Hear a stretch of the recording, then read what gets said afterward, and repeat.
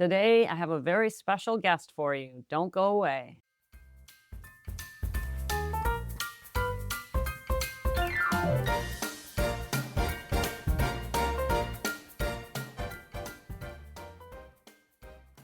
Hello, gals, and welcome to Sobriety Snippets for Ambitious Women 40 plus.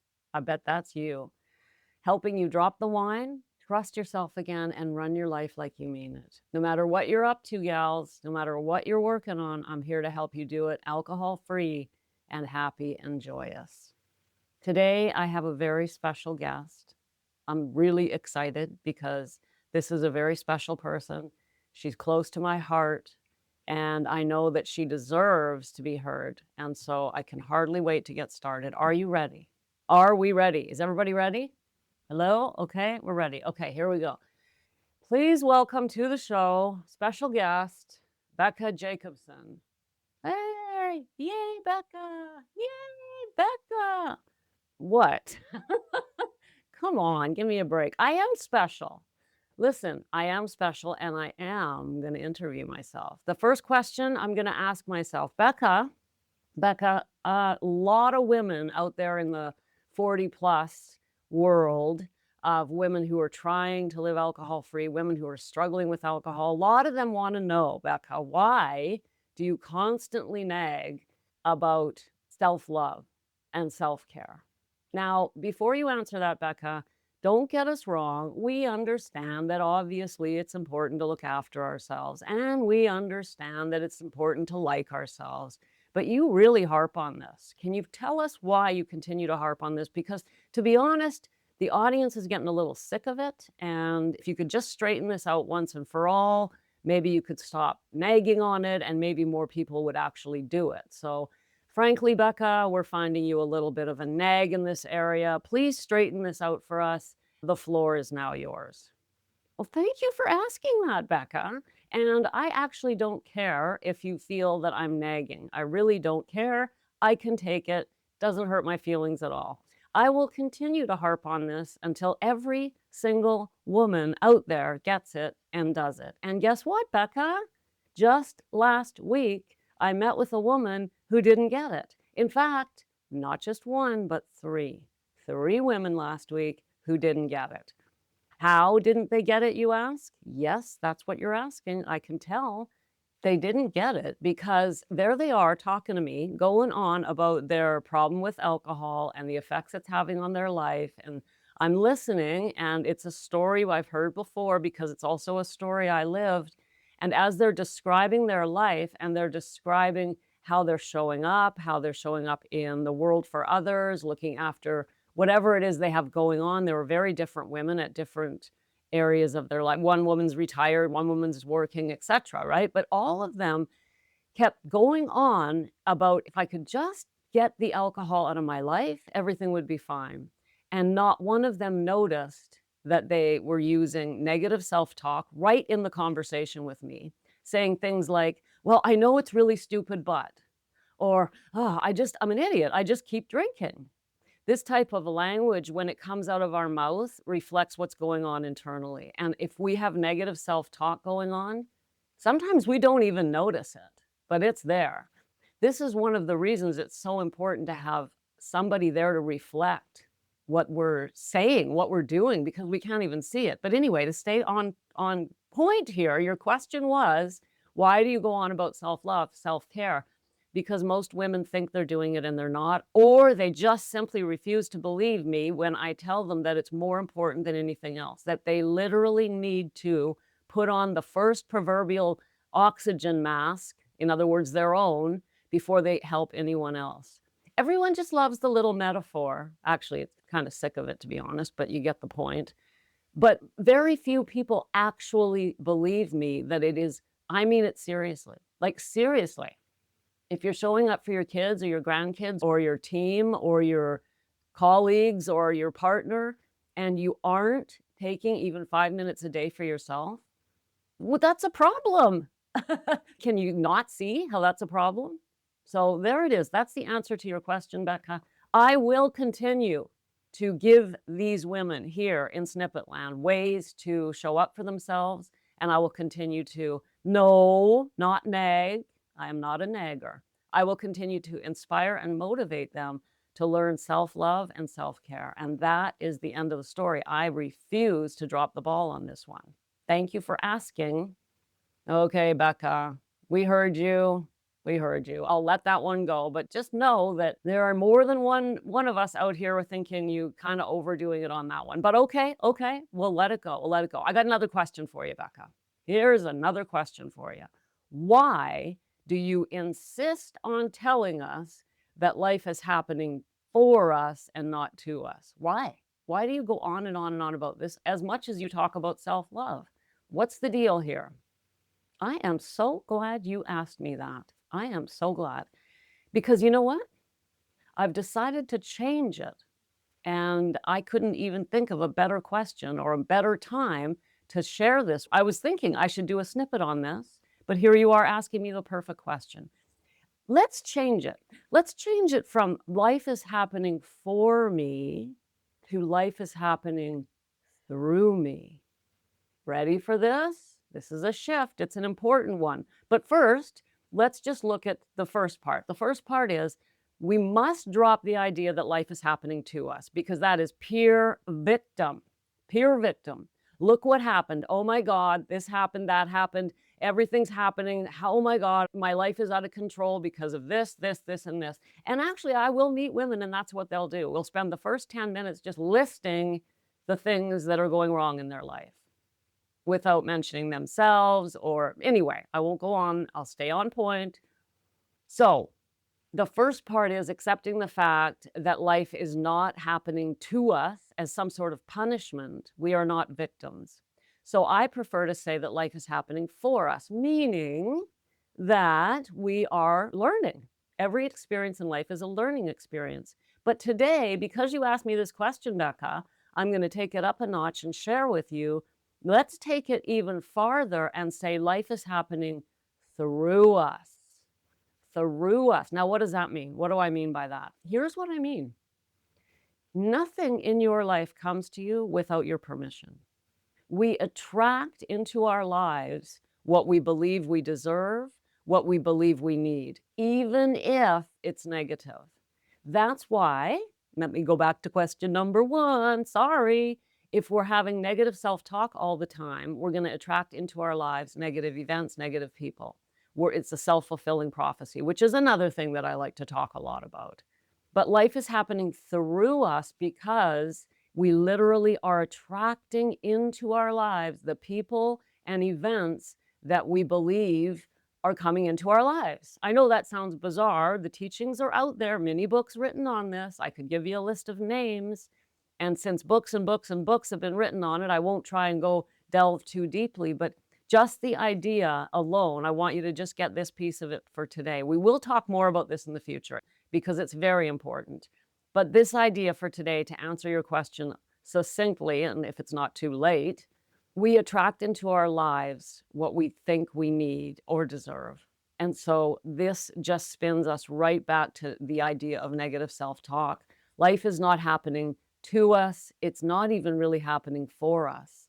It's happening through us. It is responding to what we believe we deserve. That is what life is doing. And that, my dears, is profound. That means you can change your life by changing the way you think about yourself and others and your past and your future. Like, this is huge. There's like 10 snippets in the last 3 sentences. So I will come back with more on that. But I'll wrap it up because after all, you did ask me a question and I answered it. I hope I answered it. Thank you, Becca. That was amazing. I actually wasn't expecting that. I was expecting the usual answer you give, and that was really exciting. I'm looking forward to hearing more about life is happening through us. But I do have a third question for you, Becca. Are you ready for the third question? Of course I'm ready. Bring it on. Okay, here it is. Why, Becca, why did you change the name of the show to include the word ambitious? Oh my God, are you serious? That's the question you're going to ask me?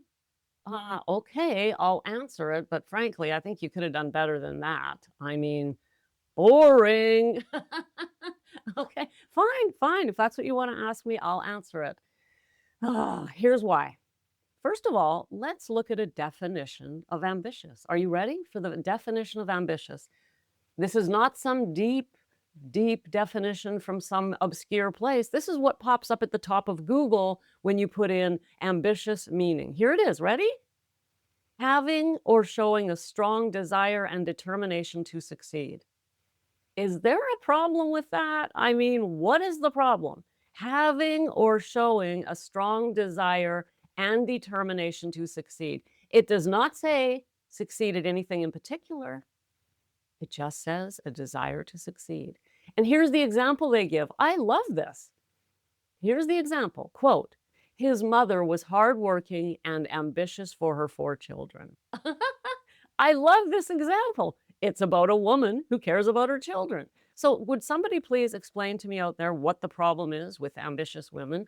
I don't want to talk to women who aren't interested or determined to succeed because my job is not to convince you that you want a better life. Oh my God, you got to bring that to the table. I need you to show up at the table saying, Becca, I want to succeed. I'm struggling. I've tried and tried. I'm willing to try, but well, help me. That's where I step in. But if you show up at the table, I'm good, whatever, I don't care. Give me another 6-pack. Go and have your 6-pack. I got nothing for you. So I hope that answered the question. I guess I'm glad you asked it. Frankly, I thought it was a little dull, but all right. There it is. Now, I guess if the women out there who were worried about it, I hope that helps. I really do. That it just is a desire and a determination to be successful. Do you have any more questions for me or are we done? I do. I have one more question. Are you okay with that, Becca? Yeah, go ahead. Shoot. I'm good. I'm good. Go ahead. What's the question? What specifically, Becca, is your self-care routine? You're always going on about it. What's yours? I love this question. And you know what? Mine is so simple. It's not there. I do not have a specific routine that I do every morning. All I know is this. I spend the first 30 to 60 minutes of my day alone in my bedroom. That's it. I don't get up and run out into my day ever. I don't allow my dogs in the room. I don't allow my partner in the room, in my sacred space, right? I get up earlier than them anyway. I'm an early riser automatically. I don't set an alarm. I just wake up early and I go to my sacred space. And I spend anywhere from 30, maybe 20 to 60-ish minutes in there. And that's my routine. So if you're curious to know what that could include, anything that we've talked about here. Some days I feel like I need to stretch the body. In fact, I really actually am stepping up my game there. You know, as we age, we want to keep the body able to move, right? I guess is the best way to put it. So some yoga is always good. I definitely spend some time in prayer. I'm always talking to God. I'm writing in my journal. I'm scripting my life. I'm writing out what I want the next week to look like. All of that. The one thing I don't do is look at my phone. I do not look at my phone. There's nothing there for me. Nothing. Nothing on my phone for me. Now, I used to use it. I have the Insight Timer on my phone, which is a beautiful meditation app full of guided meditations. Even the free version is worth it. I used it, you know, in my early days, back in the teens, the early 10, 11, 12, 13 in there. And it really helped me because they give you a milestone, you get a gold star, right? It's amazing. We love gold stars. We love them in kindergarten and we still love them. And so I was collecting milestones and consecutive days as a meditator, and it made me feel good and it helped me keep going. There's also, as I say, guided meditations in there, which really helped me because it was hard for me to sit in silence. In fact, virtually impossible. Remember, I was still drinking at that time. So that app really helped me, but I don't use it anymore. I don't even bring my phone into my space. I don't even want its energy in there. I mean, not literally. I'm not going to freak out if the phone's in there, but you get my point. I just don't look at it during that time. I'm just such a firm believer that we need to take the time for ourselves. And you know that. That was question number 1, right? And that is my routine. I really don't think it's a good idea to write out some strict, this is what I'll do every day. Because sure as shit, you're going to end up not doing it and then getting pissed at yourself and then throwing the whole thing in the trash can. So instead of that, just commit to 5 minutes a day and go with what you feel like doing. Unless, of course, you feel like having beer for breakfast, you're going to have to resist the urge. But otherwise, what do you feel like doing in that moment? Do you want to talk to the God of your understanding? Do you want to talk to your higher self? Do you want to pray? Do you want to journal? Whatever you want to do, take the moment to say, I matter, I care about myself, and I'm going to go intentionally through my day. That's what I do. I know I answered your question and then I got a little bit sidetracked, so I'll stop there. I hope that that answers the question once and for all. It does, Becca, it does. Thank you for answering that. That really helped a lot. I know it really helped me clear up a couple things I was thinking about. I do have one more question. Are you willing? All right, go ahead. Becca, why are you talking to yourself? Like, seriously, have you lost your mind? No, but it's been fun. This was a fun snippet. I hope you enjoyed it. I hope you have a beautiful day, gals. And listen, if anything I've said here resonated, I want to remind you that this sacred mirror is up and running. This is new in July, and it is so beautiful and so inspiring. It's so simple, too. You just share with me your story, and I send you back a voice note. I turn on my microphone and send you back a voice note. How do you share your story? Simple. Answer 3 questions. What are the questions? Here they are. Ready? Question number 1. Where are you in your sobriety journey? That one's actually a drop down. Just wondering if you're started yet or in your first few months. Question number 2. This is where you get to tell your story. What's the hardest part of your journey? Question number 3. If that weren't true anymore, how would your life change? Gals, this is worth thinking about. And the 3rd question, I open up a space for you to share anything else you'd like to share with me. So it's very open-ended, very unscary. Is unscary a word? Well, that's the word I'm using. So if you're feeling ready to be heard, go to the show notes and tap the link and share your story with me, just briefly. You're not writing an essay or a book. And I'll send you back a note reflecting what I see. I don't send back advice. I don't send back a lecture. I'm not going to nag you. I'm just going to reflect what I see. That's it. That's why we called it the sacred mirror. Okay, gals, that's it. Thank you for interviewing me. Thanks for popping in. Be sure to come back next time so I can keep your head on straight. Sending you buckets of love.